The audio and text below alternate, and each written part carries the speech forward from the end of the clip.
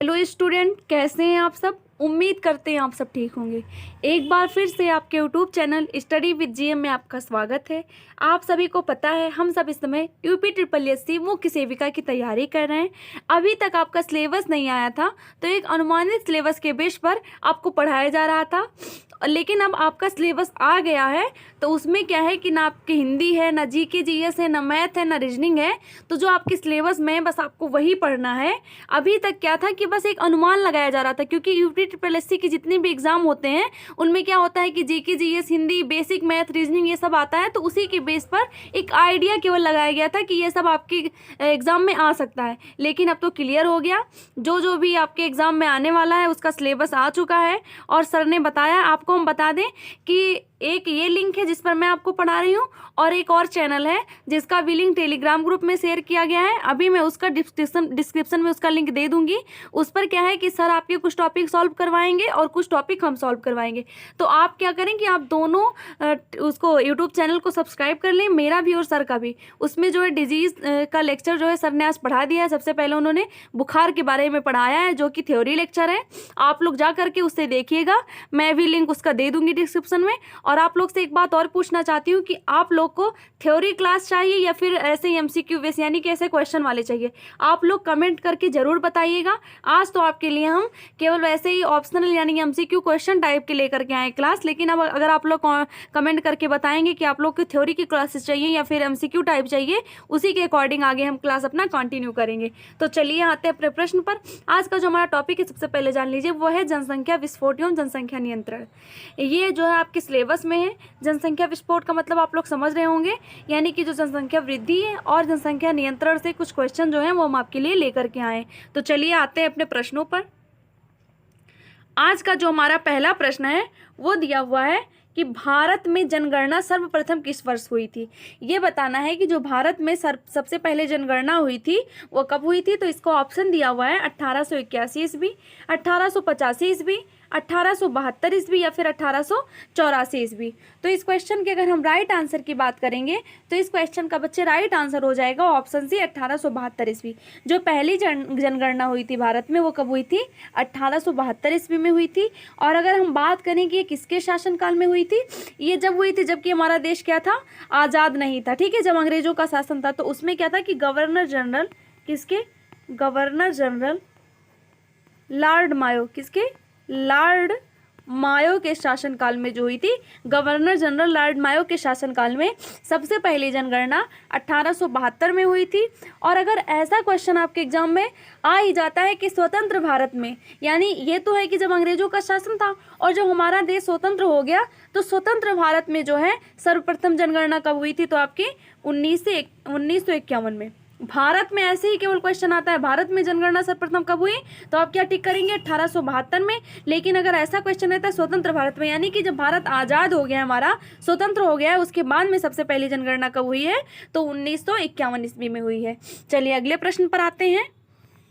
अगला प्रश्न दिया हुआ है, जनगणना 2011 के अनुसार भारत की जनसंख्या वृद्धि दर कितनी रही है। ये बताना है आपको कि जो 2011 में जनगणना हुई है उसके अनुसार जो है भारत की जनसंख्या वृद्धि दर कितनी रही है। इसको ऑप्शन दिया हुआ है 7.28%, 21.8%, 11.25% या फिर 17.6%। तो इस क्वेश्चन के अगर हम राइट आंसर की बात करेंगे तो इस क्वेश्चन का राइट आंसर हो जाएगा बच्चे ऑप्शन डी।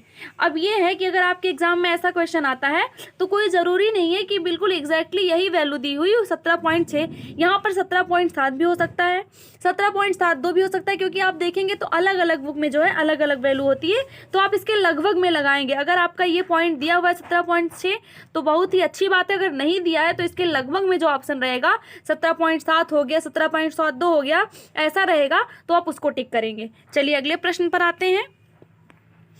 अगला प्रश्न दिया हुआ है कि राष्ट्रीय जनसंख्या नीति के संदर्भ में दिए गए कथनों पर विचार कीजिए। अब ये इसमें आपको बताना है कि जो राष्ट्रीय जनसंख्या नीति है उसके संदर्भ में कुछ कथन इसमें लिखे हुए हैं। अब आपको बताना है कौन से सही है कौन से गलत है।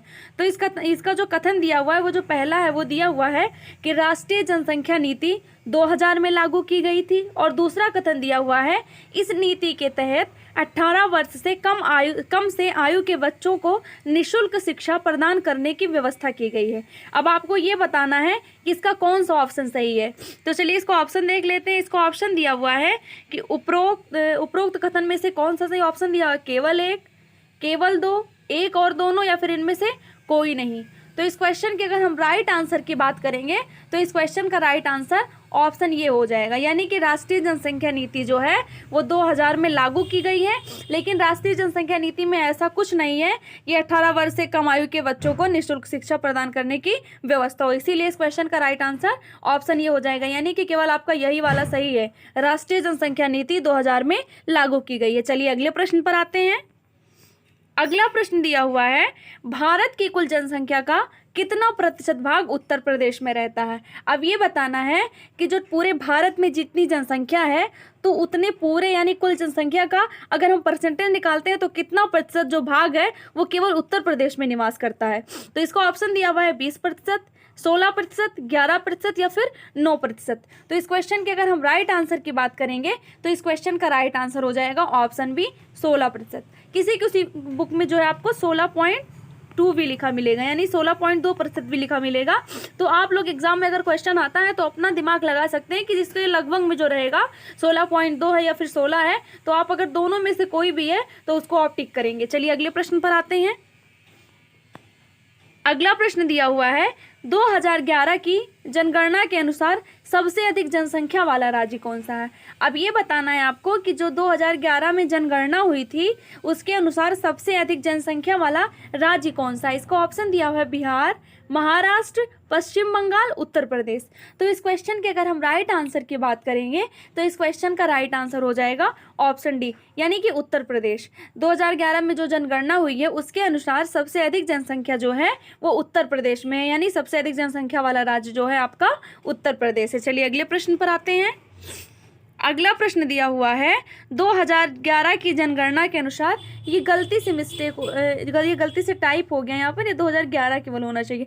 2011 की जनगणना के अनुसार निम्न में से किस राज्य में जनसंख्या घनत्व सबसे कम है। अभी तक हमने आपको बताया कि सबसे अधिक जनसंख्या वाला राज्य कौन सा हुआ, तो उत्तर प्रदेश हुआ। अब बताना है सबसे कम जनसंख्या घनत्व कहाँ की है, जो कि 2011 की जनगणना के अनुसार आपको बताना है। तो इसको ऑप्शन दिया हुआ है अरुणाचल प्रदेश, मेघालय, सिक्किम या फिर उत्तराखंड। तो इस क्वेश्चन के अगर हम राइट आंसर की बात करेंगे तो इस क्वेश्चन का राइट आंसर हो जाएगा ऑप्शन ए, यानी कि अरुणाचल प्रदेश। 2011 की जनगणना के अनुसार सबसे कम जो जनसंख्या है वो अरुणाचल प्रदेश की है। चलिए अगले प्रश्न पर आते हैं। अगला प्रश्न दिया हुआ है कि जनसंख्या विस्फोट का कारण है, यानी कि जनसंख्या वृद्धि का कारण बताना है आपको कि जनसंख्या विस्फोट या फिर जनसंख्या वृद्धि का कारण क्या है। इसका ऑप्शन दिया हुआ है मृत्यु दर में कमी, निरक्षरता, जन्म दर में वृद्धि या फिर उपयुक्त में से सभी। तो इस क्वेश्चन के अगर हम राइट आंसर की बात करेंगे तो इस क्वेश्चन का राइट आंसर हो जाएगा ऑप्शन डी, यानी कि मृत्यु दर में कमी है वो भी आपका है कि इससे भी जनसंख्या बढ़ रही है। निरक्षरता यानी कि लोग जो है वो शिक्षित नहीं है, तो इसीलिए क्या है कि जैसे कि वो समझ लीजिए कि जो जनसंख्या नियंत्रण है उसके बारे में उनको जानकारी नहीं है, इस वजह से भी जनसंख्या बढ़ रही है। और जन्म दर जो है वो सबसे अधिक है, यानी मृत्यु दर से जन्म दर की वृद्धि है यानी अधिक है। तो इसलिए इस क्वेश्चन का राइट आंसर ऑप्शन डी हो जाएगा, उपयुक्त सभी। चलिए अगले प्रश्न पर आते हैं। अगला प्रश्न दिया हुआ है कि निम्न में से कौन जन्म दर नियंत्रण की शल्य विधि है। अब ये बताना है कि आपको यानी कि जनसंख्या नियंत्रण करने के लिए इसमें कौन सी शल्य विधि बतानी है कि कौन सा है। तो इसको ऑप्शन दिया हुआ है वैक्सेटोमी, ट्यूबेक्टोमी, फिर सी दिया हुआ है ए एंड बी या फिर इनमें से कोई नहीं। तो इस क्वेश्चन के अगर राइट आंसर की बात करेंगे तो इस क्वेश्चन का राइट आंसर हो जाएगा ऑप्शन सी। अब आपको थोड़ा सा समझा देते हैं। ये जो वैक्सेटोमी होता है ना, इसे हम कहते हैं पुरुष नसबंदी। क्या बोलते हैं? पुरुष नसबंदी बोलते हैं, हम इसे पुरुष नसबंदी बोलते हैं। और ये जो ट्यूबेक्टोमी होता है इसे बोलते हैं महिला नसबंदी, महिला नसबंदी बोलते हैं। वैक्सेक्टोमी को बोलते हैं पुरुष नसबंदी और ट्यूबेक्टोमी को बोलते हैं महिला नसबंदी। तो जो जन्म दर को नियंत्रण करने की शल्य विधि है, तो क्या इन दोनों विधियों से हम वृद्धि नियंत्रण यानी जनसंख्या नियंत्रण किया जा सकता है, यानी कि पुरुष का नसबंदी करके भी और महिला की नसबंदी करके भी किया जा सकता है। इसीलिए इस क्वेश्चन का राइट आंसर हो जाएगा option C, A and B दोनों। चलिए अगले प्रश्न पर आते हैं। अगला प्रश्न दिया हुआ है कि निम्न में से कॉपर्टी रोकता है। आप लोग ने सुना भी होगा कि ये जो कॉपर्टी होता है ये भी क्या करता है, ये भी क्या होता है कि यानी गर्भ को रोकता है या फिर ये भी एक जनसंख्या नियंत्रण की जो है एक विधि है। तो इसको ऑप्शन दिया हुआ है कि किसको रोकता है, निषेचन को रोकता है, अंडोत्सर्ग को रोकता है, या वीर्य पतन को, या फिर आरोपण को। तो इस क्वेश्चन के अगर हम राइट आंसर की बात करेंगे तो इस क्वेश्चन का राइट आंसर हो जाएगा ऑप्शन बी, अंडोत्सर्ग। अब थोड़ा सा आप लोग समझ लीजिए कि कॉपर्टी होता क्या है। तो ये जो कॉपर्टी होता है एक छोटा सा क्या होता है कि अंतःगर्भाशयी उपकरण होता है। और ये अगर बात करें किससे बना होता है, तो ये जो आपका कॉपर्टी है ये किससे बना होता है, प्लास्टिक से और किससे बना होता है, और तांबा से। किससे, और ये तांबा से बना होता है, प्लास्टिक से और तांबा से बना होता है। और क्या किया जाता है कि इसे महिला के गर्भाशय में जो है ये लगा दिया जाता है। तो महिला का गर्भाशय जो होता है, गर्भाशय का मतलब आप लोग समझ रहे होंगे यूट्रस जो होता है उसमें लगा दिया जाता है। तो वो भी जो होता है महिला का जो यूट्रस होता है वो भी टी शेप होता है, और जो कॉपर्टी होता है ये भी टी शेप होता है। तो ये क्या हो जाता है, ये आसानी से उसमें फिट हो जाता है। और ये करता क्या है, ये जो कॉपर्टी होता है तो ये जो स्त्री के गर्भाशय में जो बनने वाले अंडे होते हैं, यानी कि स्त्री के गर्भाशय में जो अंडे बनते हैं, और ये तो अंडों को क्या करता है कि जो पुरुष के शुक्राणु होते हैं, यानी कि जो मेल के स्पर्म होते हैं, उनको फर्टिलाइज होने से यानी निषेचित होने से जो है रोकता है।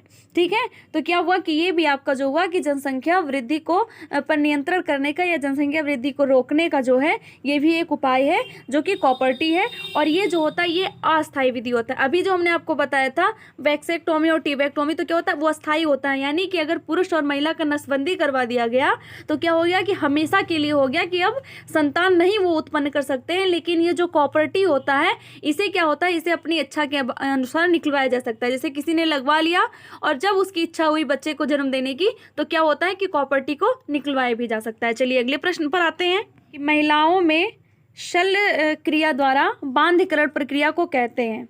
वही है आपका ये जो हमने अभी आपको बताया था ट्यूबेक्टोमी, यानी कि जो महिला नसबंदी है वही बताया गया। और जो बांधकरण होता है ये इसको हमको क्या बोलते हैं इंग्लिश में, अगर इसको इंग्लिश में बोलेंगे तो बोलेंगे स्टेराइलाइजेशन। क्या बोलेंगे, स्टेरिलाइजेशन बोलेंगे। क्या बोलेंगे, स्टेरिलाइजेशन।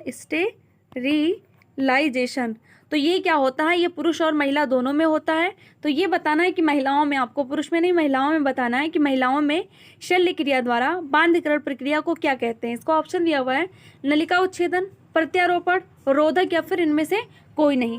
तो इस क्वेश्चन के अगर हम राइट आंसर की बात करेंगे तो इस क्वेश्चन का राइट आंसर हो जाएगा ऑप्शन ये, नलिका उच्छेदन। नलिका उच्छेदन का मतलब जो होता है वो होता है आपका वही जो हमने अभी आपको बताया था ट्यूबेक्टोमी जो होता है। यानी इसमें क्या किया जाता है कि महिला के फेलोपियन ट्यूब को क्या किया जाता है, काट कर बांध दिया जाता है। तो आपका वही ट्यूबेक्टोमी यानी कि महिला नसबंदी जो है वही आपका नलिका उच्छेदन है। तो महिलाओं में शल्य क्रिया द्वारा बांधकरण प्रक्रिया को क्या बोलते हैं, नलिका उच्छेदन या फिर ट्यूबेक्टोमी। चलिए अगले प्रश्न पर आते हैं। अगला प्रश्न दिया हुआ है कि जनन स्वास्थ्य के लिए किस सावधानी की जरूरत है, यानी कि जनन स्वास्थ्य के लिए हमें कौन कौन सी सावधानी की बरतनी चाहिए या फिर किस सावधानी की जरूरत होती है। तो इसको ऑप्शन दिया हुआ है गर्भपात, यौन संचारित रोग से बचाव, गर्भवती का समुचित देखभाल, या फिर इनमें से सभी। तो इस क्वेश्चन के अगर हम राइट आंसर की बात करेंगे तो इस क्वेश्चन का राइट आंसर हो जाएगा ऑप्शन डी, यानी कि गर्भपात, यौन संचारित रोग से बचाव, गर्भवती का समुचित देखभाल, ये सब जो हैं ये सब क्या है, ये सब जो है ये जनन स्वास्थ्य के लिए सावधानी बरतने की मतलब इन सब के लिए जनन स्वास्थ्य के लिए सावधानी बरतने की जरूरत है। यानी कि गर्भपात करवाने से बचना चाहिए, यौन संचारित रोग से भी बचाव करना चाहिए, गर्भवती की समुचित देखभाल भी करनी चाहिए। तो इसीलिए इस क्वेश्चन का राइट आंसर हो जाएगा ऑप्शन डी। चलिए अगले प्रश्न पर आते हैं। अगला प्रश्न दिया हुआ है कि जनसंख्या विस्फोट का परिणाम है, यानी ये बताना है आपको कि अगर जनसंख्या में वृद्धि हो रही है तो उसका परिणाम क्या होगा। इसको ऑप्शन दिया हुआ है कि आय में कमी होगी, भूमि की कमी होगी, ए एंड बी, या फिर इनमें से कोई नहीं। तो आप लोग खुद ही समझ रहे होंगे कि अगर जनसंख्या में वृद्धि हो रही है तो अगर किसी की आय है, अगर कोई पैसे कमाता है जैसे 1000 समझ लीजिए, उसके घर में क्या है कि परिवार कम है, तो क्या होगा कि फिर उसका उसी में सब कुछ खर्चा जो होगा उसका मैनेज हो जाएगा। लेकिन अगर ये होगा कि उसमें क्या होगा, वृद्धि हो गई, जैसे कि 2 परिवार थे उससे और ज़्यादा हो गए, तो आय में उसकी कमी होगी, क्योंकि जो उसकी आय रहेगी उससे ज़्यादा उसका खर्चा हो जाएगा, तो आय में क्या हो जाएगी, उसके कमी हो जाएगी। भूमि की कमी हो जाएगी, जैसे कि एक मकान है उसमें 4 लोग रहते हैं और अगर जनसंख्या में वृद्धि हुई 4 से 6 लोग 8 लोग बढ़ गए तो भी क्या होगा, ज़मीन कम पड़ेगा, यानी जगह कम हो जाएंगे, लोग बहुत दिक्कत से रहेंगे। अगर कम जगह है तो भूमि में भी कमी होती होती है जनसंख्या विस्फोट से। बस आपको मैं एक समझा रही हूँ ऐसे एग्जाम्पल दे करके, बाकी वैसे लिया जाए तो अपने इस पूरे भारत में अगर लिया जाए तो जनसंख्या बढ़ रही है, उससे भूमि की कमी भी हो रही है। उसका परिणाम यही होता है, जनसंख्या वृद्धि से भूमि की कमी होगी, आय में कमी होगी। तो इसीलिए इस क्वेश्चन का जो राइट आंसर हो जाएगा वो ऑप्शन सी हो जाएगा, ए एंड बी। चलिए अगले प्रश्न पर आते हैं।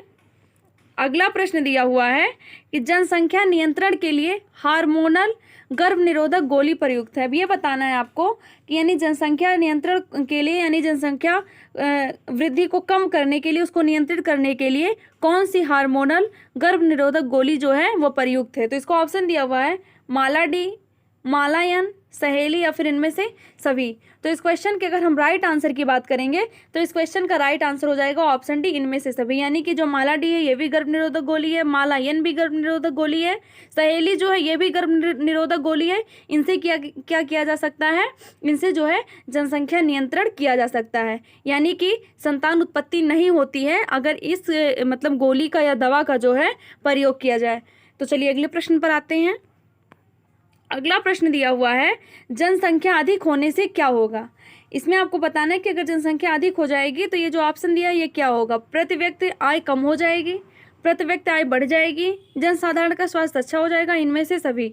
तो इस क्वेश्चन के अगर हम राइट आंसर की बात करेंगे तो इस क्वेश्चन का राइट आंसर हो जाएगा ऑप्शन ए। अभी क्वेश्चन सेम था, हमने आपको बताया कि अगर जनसंख्या में वृद्धि हो रही है तो भूमि में कमी होगी। इसके साथ साथ क्या होता है, आपका भूमि में भी कमी होती है, खनिज पदार्थों में यानी खाने पीने वाले पदार्थों में भी कमी होती है, आय में कमी होती है। तो सेम वही चीज़ है कि क्या होगा, प्रति व्यक्ति आय कम हो जाएगी, यानी कि आय में कमी हो जाएगी जब जनसंख्या अधिक होगी। तो चलिए अगले प्रश्न पर आते हैं। अगला प्रश्न दिया हुआ है कि लिंग जांच के कौन सी विधि का सबसे अधिक दुरुपयोग किया जाता है। ये बताना है आपको कि जैसे जो होता है लिंग टेस्ट, यानी कि जो सेक्स का टेस्ट करवाया जाता है, यानी कि जैसे होता है कि आजकल लोग ज़्यादा चेक करवाते हैं कि लड़का है या लड़की है, तो वही बता इसमें है कि कौन सी विधि का सबसे अधिक दुरुपयोग किया जाता है। इसको ऑप्शन दिया है क्लोटिंग टेस्ट, अम्नियोसेंटेसिस, एंजियोग्राम या फिर इरिथ्रोब्लास्टोसिस। तो इस क्वेश्चन के अगर हम राइट आंसर की बात करेंगे तो इस क्वेश्चन का राइट आंसर हो जाएगा ऑप्शन बी, यानी कि अम्नियोसेंटेसिस विधि जो है इसी का सबसे अधिक लिंग जांच के इसी विधि का सबसे अधिक जो है दुरुपयोग किया जाता है। तो बस बच्चे आज के लिए इतना ही। आप लोग को अगर हमारा वीडियो पसंद आया तो लाइक करेंगे, और अगर आप लोग को वीडियो अच्छा लगा है या फिर आप लोग ऐसे ही एमसीक्यू क्लास लेना चाहते हैं तो आप लोग कमेंट करके ज़रूर बताएंगे कि आप लोग को एमसीक्यू टाइप से क्लासेस चाहिए या फिर थ्योरी टाइप से चाहिए, ये आप लोग ज़रूर बताएंगे। तब तक के लिए बाय बाय, धन्यवाद। फिर मिलते हैं अगले क्लास में।